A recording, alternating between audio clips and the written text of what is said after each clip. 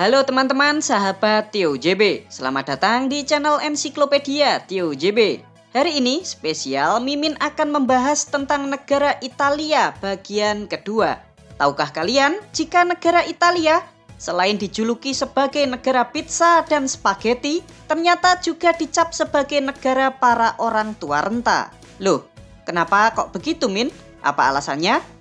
Italia ternyata juga dikenal memiliki gunung paling berbahaya di dunia. Gunung ini bahkan pernah menghancurkan satu kota bernama Pompei dalam sehari.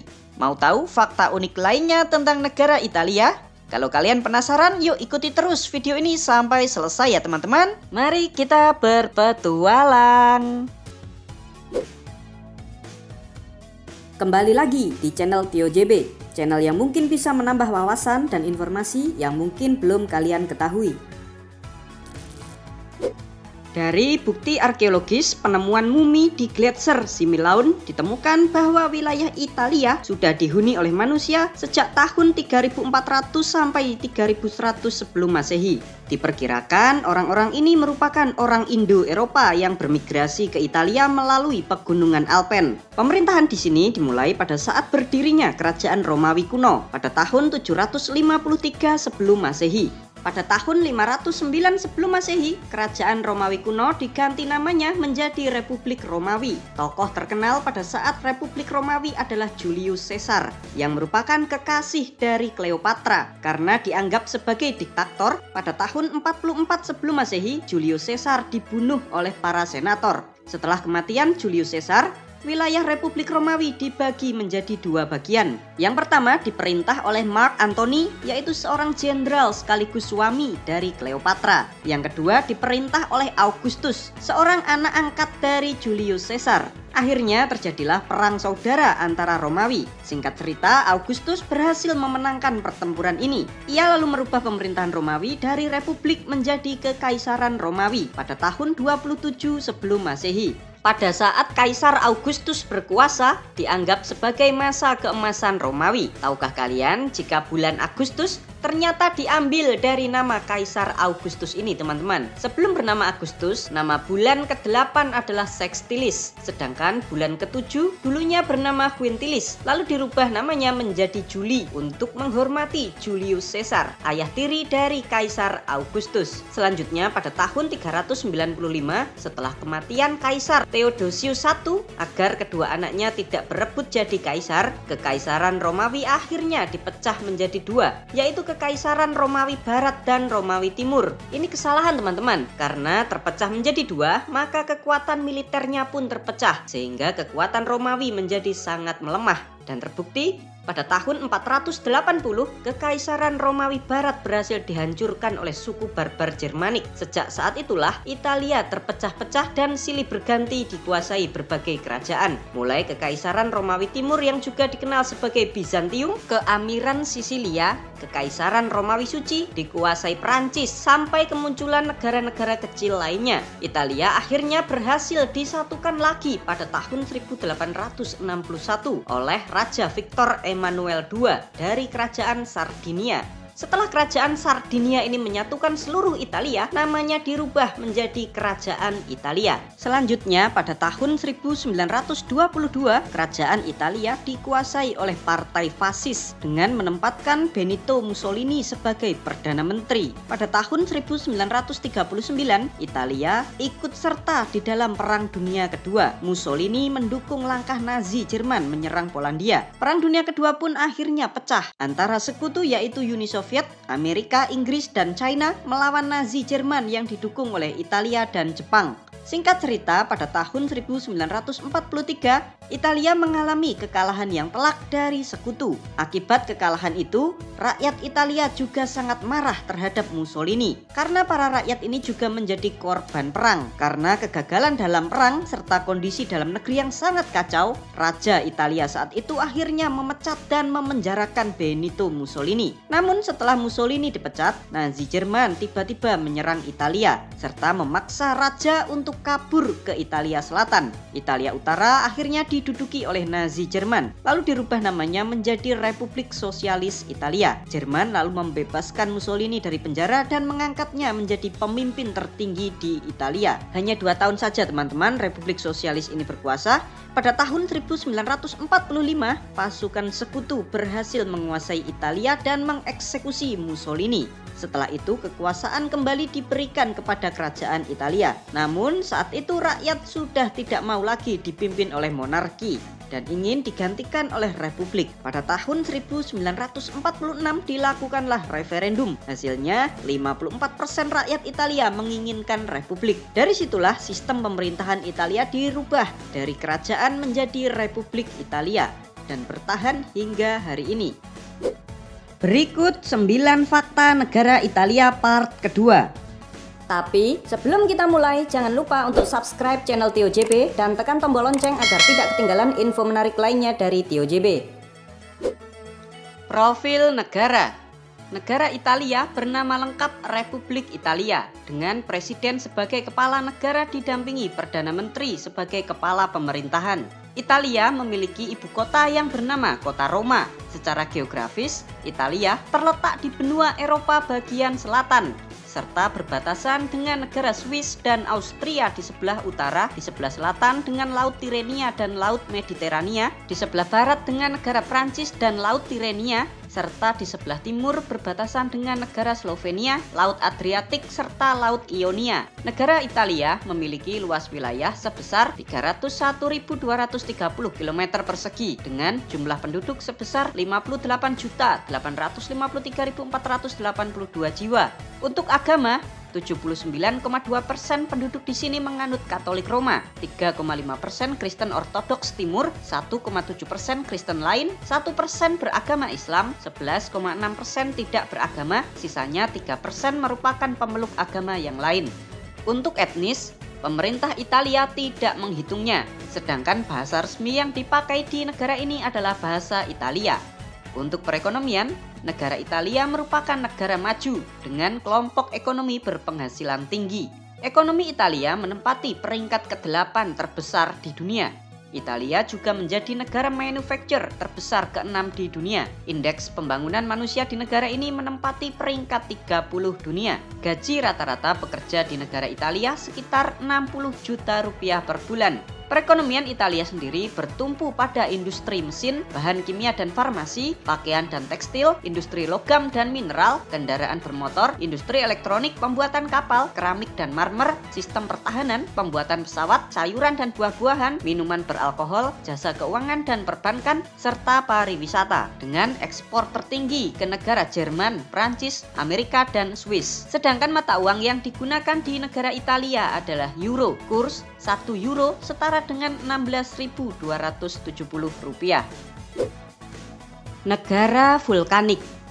Tahukah kalian teman-teman, jika 35% dari total luas negara Italia merupakan pegunungan? Italia juga satu-satunya negara di daratan Eropa yang memiliki gunung berapi yang aktif. Tercatat, Italia memiliki 17 gunung berapi yang aktif. 3 diantaranya merupakan gunung bawah laut. Dari 17 gunung tersebut, ada 4 gunung yang dianggap paling aktif dalam 100 tahun terakhir, yaitu ada Gunung Etna di Sisilia, Gunung Stromboli di Kepulauan Aeolian, Gunung Vulkan di Kepulauan Aeolian, serta Gunung Vesuvius di Napoli. Kalian pernah dengar kan cerita kota Pompei yang hancur karena letusan gunung? Kota Pompei memang benar-benar ada teman-teman dan letaknya di daerah Napoli. Kota ini hancur karena letusan dahsyat Gunung Vesuvius tahun 79 Masehi. Next ya teman-teman, di part ketiga kita akan membahas Pompei, Napoli, dan kota Pisa. Negara pasta. Tahukah kalian teman-teman jika Italia juga dikenal sebagai negara pasta? Pasta sendiri diperkirakan sudah dibuat dan dimakan oleh orang Italia sejak abad keempat sebelum Masehi.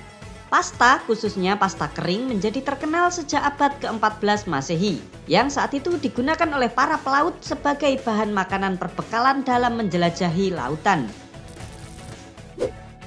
Negara danau. Negara Italia adalah sebuah negara yang dikelilingi oleh pegunungan Alpen bersalju serta pantai di sepanjang Laut Mediterania. Selain itu, Italia ternyata juga memiliki lebih dari 1.500 danau yang tersebar di seluruh negeri.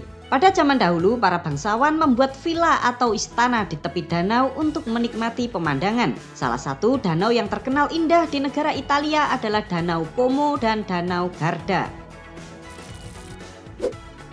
Kota Venesia. Beginilah teman-teman suasana santai di kota Venesia. Banyak bangunan klasik yang berdiri di tepi kanal. Kotanya juga terlihat rapi, bersih, serta airnya juga terlihat sangat jernih.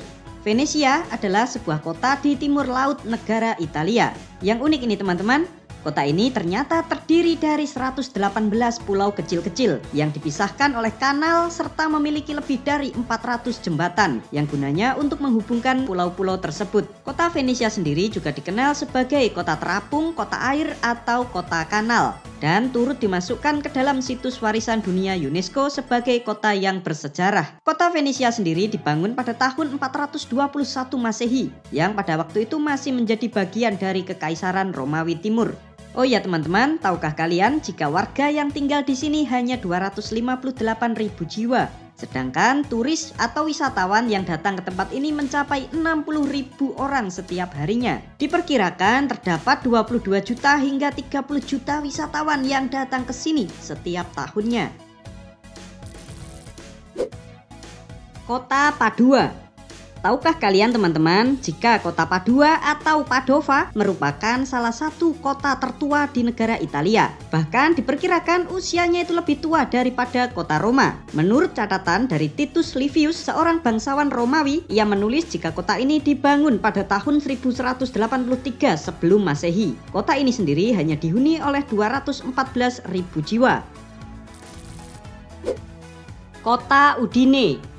Kalian yang suka nonton sepak bola Serie A pasti kenal dengan nama klub Udinese. Nah, markas klub Udinese tersebut ternyata berada di kota Udine ini teman-teman. Kotanya itu sangat damai dan tetap cantik seperti kota-kota lainnya di negara Italia. Kota ini juga sangat tenang karena hanya dihuni sekitar 100.000 jiwa. Kota Udine ini dulunya digunakan sebagai kota garda terdepan pasukan Italia saat Perang Dunia Pertama maupun Perang Dunia Kedua. Kota Trieste adalah sebuah kota tepi laut di negara Italia yang terletak di perbatasan negara Slovenia. Hanya 8 km kalau mau ke negara Slovenia dan 30 km jika mau ke negara Kroasia teman-teman.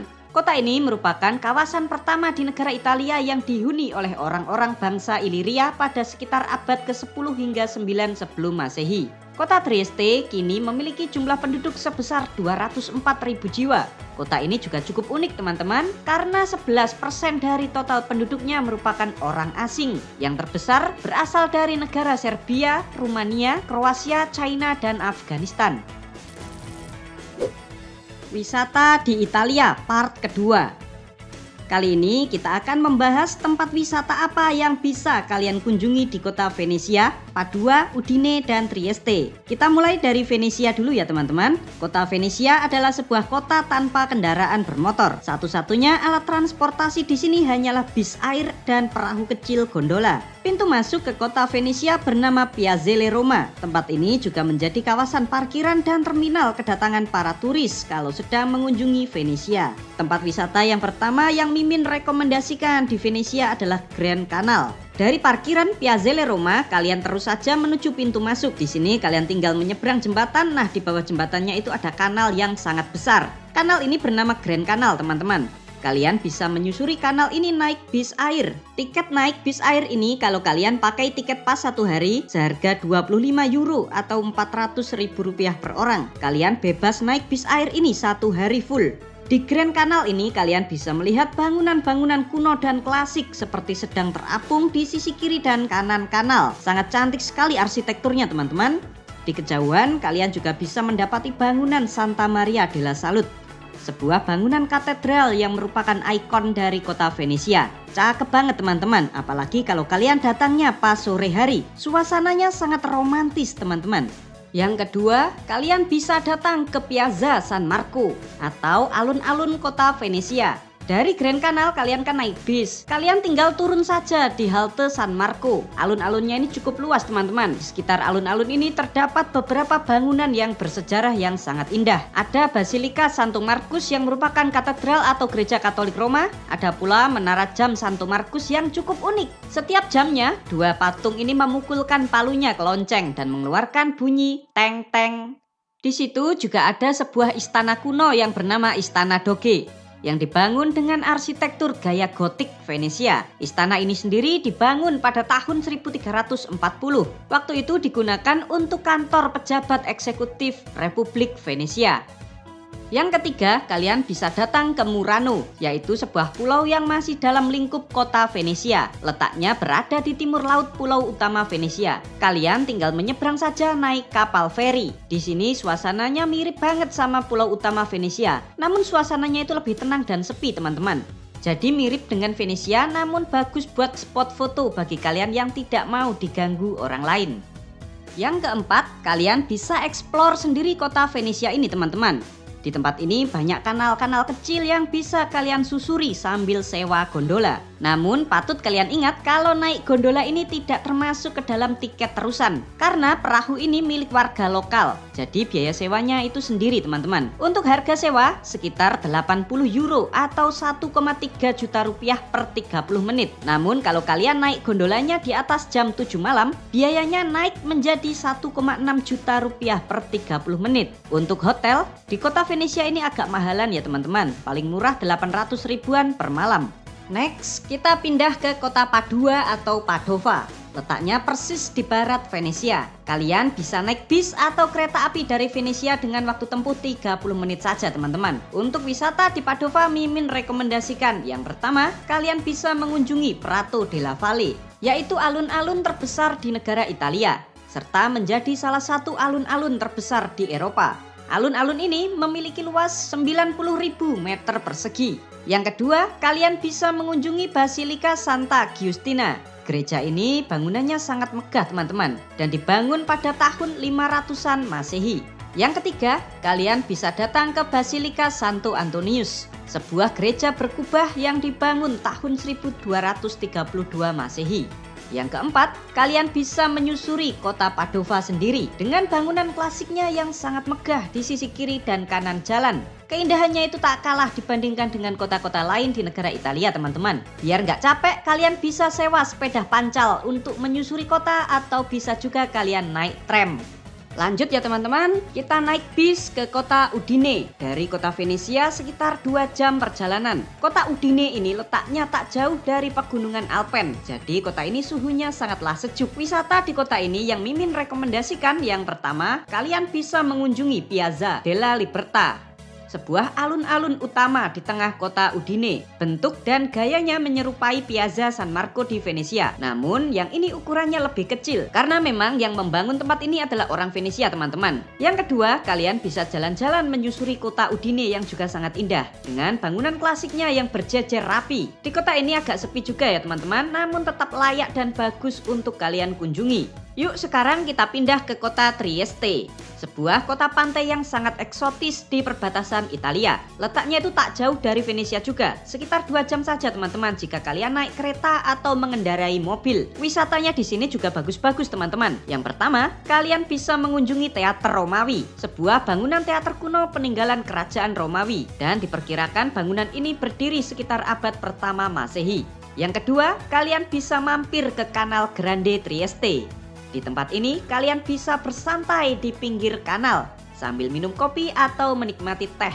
Yang ketiga, kalian jalan saja ke arah tepi laut teman-teman. Di sana ada pemandangan yang juga cukup cantik, bagus juga untuk kalian foto-foto. Oh ya teman-teman, di sini tuh banyak kapal karena banyak warga di sini yang berprofesi sebagai nelayan. Yang keempat, kalian bisa eksplor sendiri kota Trieste. Arsitektur bangunannya memang sama seperti kota-kota sebelumnya. Yang menjadi perbedaan, bangunan di kota ini lebih megah dan besar. Kalian wajib nih teman-teman datang ke kota ini biar sekalian lanjut jalan-jalan ke negara tetangganya, yaitu negara Slovenia dan Kroasia.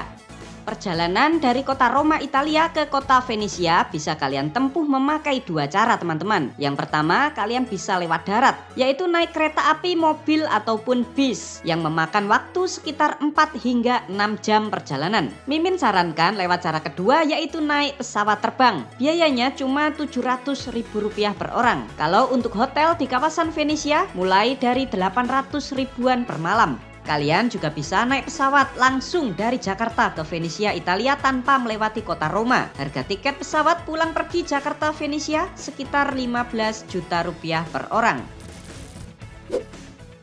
Hal unik di Italia part kedua. Tahukah kalian teman-teman, jika negara Italia penuh dengan coret-coretan?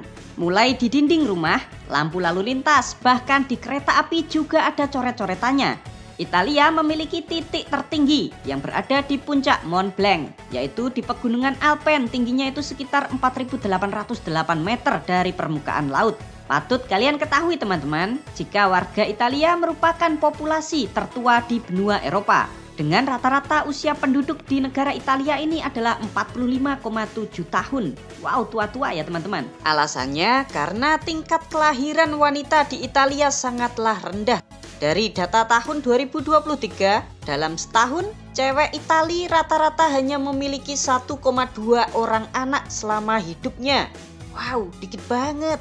Makanya yuk kalian yang jomblo-jomblo cari wanita Italia, biar keturunannya banyak. Tahukah kalian jika angka 17 di negara Italia adalah angka sial? Alasannya karena jika ditulis dalam angka Romawi, begitu tulisannya, yang kalau diatur ulang menjadi simbol Vicky, yang artinya saya telah hidup. Ini menurut orang Italia simbol yang menakutkan teman-teman. Makanya kalau kalian ke Italia dan cari-cari di hotel, kalian gak bakalan nemu angka 17. Ih, menakutkan. Demikianlah 9 fakta unik dan menarik dan wisata tentang Italia part kedua. Terima kasih ya teman-teman, semoga dapat menambah informasi dan pengetahuan bagi kita semua. Bagaimana menurut kalian? Seperti biasa, jangan lupa untuk komentar di bawah dan ikuti terus video-video menarik lainnya dari Tio JB.